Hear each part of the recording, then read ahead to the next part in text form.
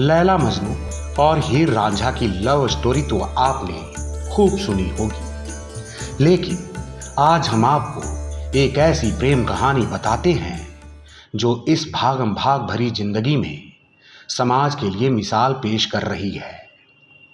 इस पंछी का प्यार बेहद खास और अनोखा होता है। प्रेमी युगल में से किसी एक के मरने पर दूसरा अपनी जान तक दे देता है। जहां इंसान बदलते समय के साथ अपने रिश्तों को तोड़ देता है, वहीं सारस जीवन भर अपने एक ही साथी के लिए वफादार रहता है। वफादारी भी ऐसी कि अपनी जान तक दे देता है। सारस पक्षी की प्रेम कहानी हमें सच्चे प्रेम और समर्पण का अर्थ समझाती है।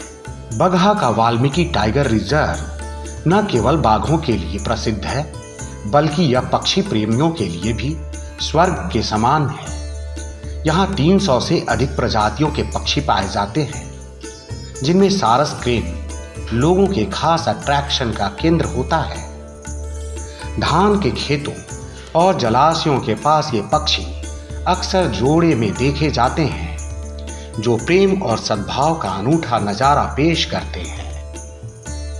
सारस अपने जीवन से हमें प्रेम का अर्थ सिखाते हैं। सारस पक्षी जीवन भर अपने साथी के साथ रहते हैं, लेकिन यदि किसी वजह से एक साथी की मौत हो जाए तो दूसरा साथी दुख में खाना पीना छोड़कर खुद भी दम तोड़ देता है।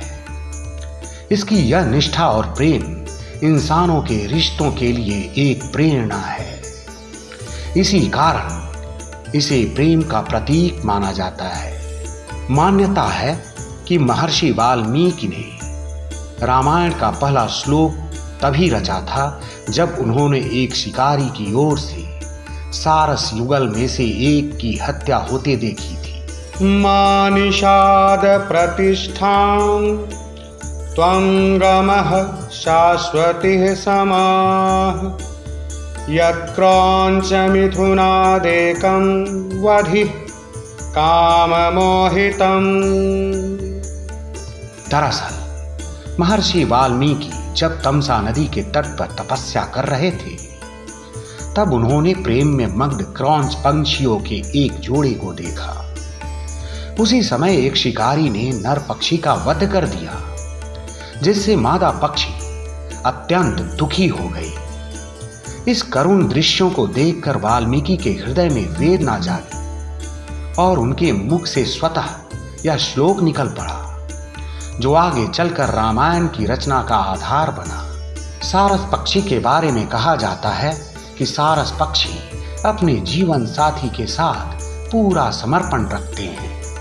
वे एक बार जोड़ी बनाते हैं तो जीवन भर एक दूसरे के साथ रहते हैं।